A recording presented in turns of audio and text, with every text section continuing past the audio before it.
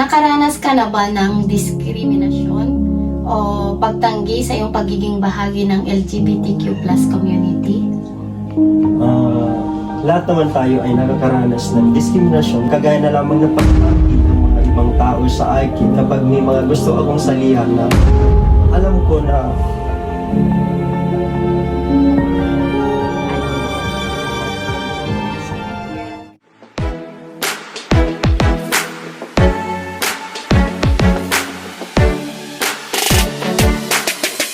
Ano ang pangalan ninyo? ako po si Ocampo Tuban Jr. Ang nickname ko po ay Jack Jack. Ano pong trabaho natin ngayon? Kasalukuyan po ay ako ay nagtatrabaho bilang isang guro sa paaralan ng Kadaklan Integrated School sa Apayao po.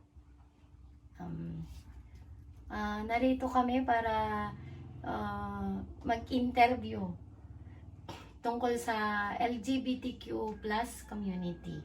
So, ito po yung unang katanungan.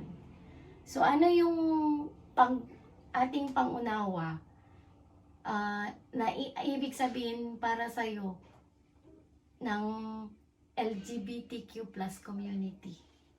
Ang LGBTQ plus community kasi po ito ay isang mahalagang bahagi ng lipunan.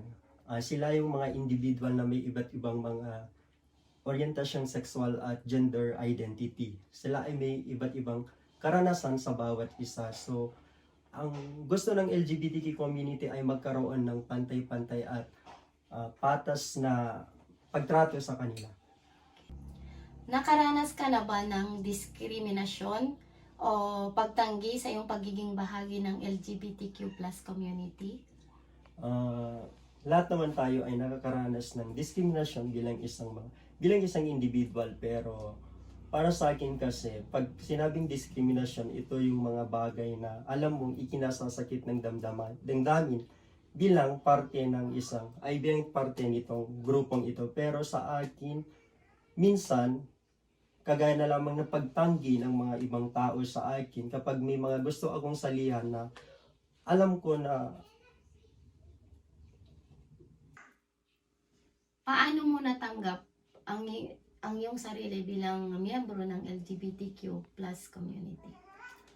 base po sa aking nararamdaman ay masasabi kong kabilang ako sa kanila, sapagkat alam ko kung ano yung gusto kong mangyari, kung ano yung mga dapat kong gawin na alam kong hindi naman nakakasakit ng iba.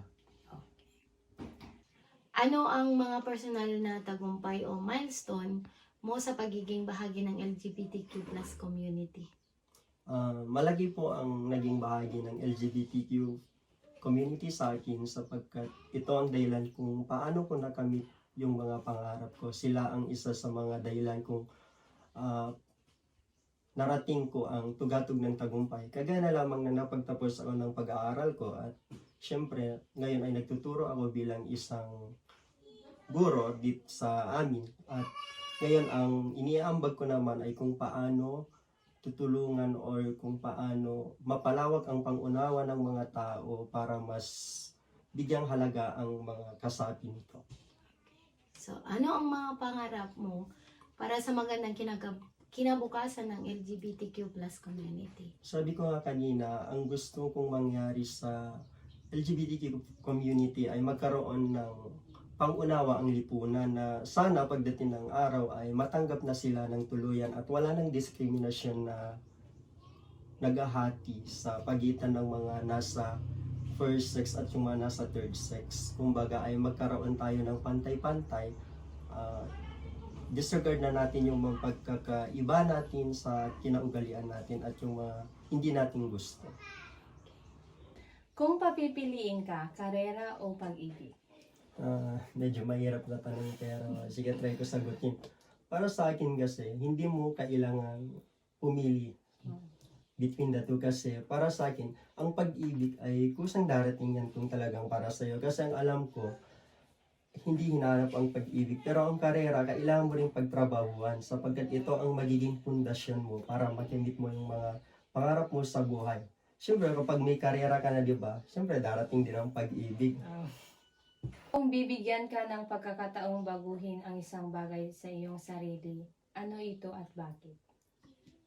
Para sa akin, wala na po siguro kasi kontento na po kung ano yung ibinigay ng Panginoon or ipinagkaloob na sa akin ng Diyos kasi kapag alam mo naman na ikaw ay wala nang dahilan para baguhin ang sarili mo, bakit mo pa babaguhin kung alam mo naman na ang mga taong nakapaligid sa iyo ay kaya kang tanggapin kung ano ka.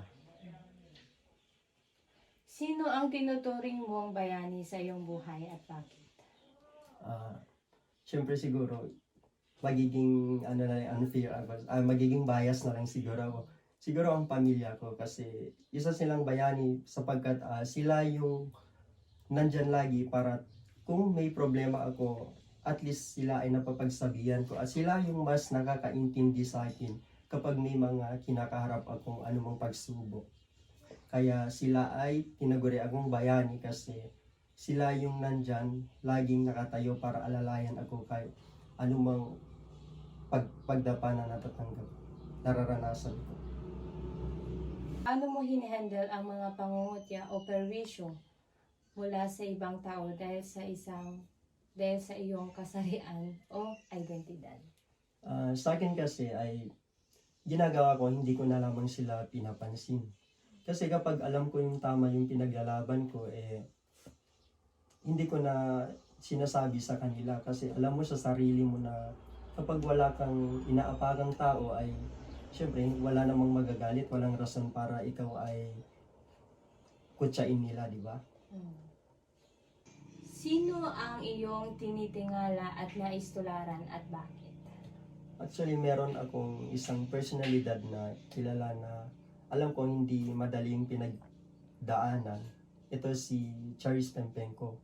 Hindi naman sa idolo pero kung magbabase ka doon sa ginawa niya, hindi basta-basta kasi alam mong yung magiging consequences ng ginawa na yung karera niya, di ba? Kasi ang paglalad niya ay siyang katumbas ng pagkasira ng kanyang karera. So, ang alam ko kung papansinin ng marami ay hindi talaga madali yung kanyang napagdaanan. Paano mo hinaharap ang mga hamon sa trabaho o paaralan bilang miyembro ng LGBTQ+ community? Sa akin kasi, focus lang ako sa trabaho ko. Yung mga hindi mahalagang bagay ay hindi ko na binibigyang pansin para mas mapabilis or mas magawa ko ng tama yung trabaho ko at yung mga bagay na alam kong hadlang sa akin ay ibinabaling ko na lang sa ibang gawain para mas magiging okay yung trabaho. Kung huling araw mo na sa mundo ngayon, ano ang makabuluhang bagay na gusto mong gawin at bakit? Okay, so bawat tao naman ay may kanya-kanyang pangarap or gustong mangyari sa buhay, pero ako kasi gusto kong mapalawak ang pag-unawa ng tao, so ang kaya kong gawin siguro ngayon ay ipamahagi sa kanila kung ano ang kaalaman na meron ako ngayon. Pero mahalaga din kasi na ang bawat tao ay may pagkaunawa, malawak ang espasyo sa pag-unawa kung ano ba ang meron talaga sa LGBTQ community. Siyempre, hindi natin pwede isaalang-alang yung mga bagay na gusto nating makamit sa ating buhay na hindi natin naaapakan yung ibang tao.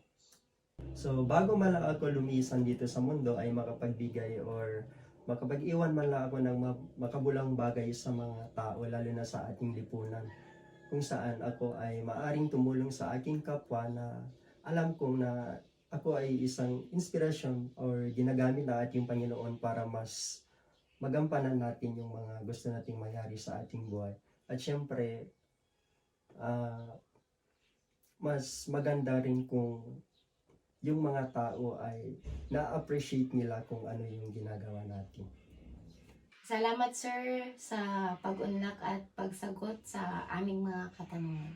Walang naman po.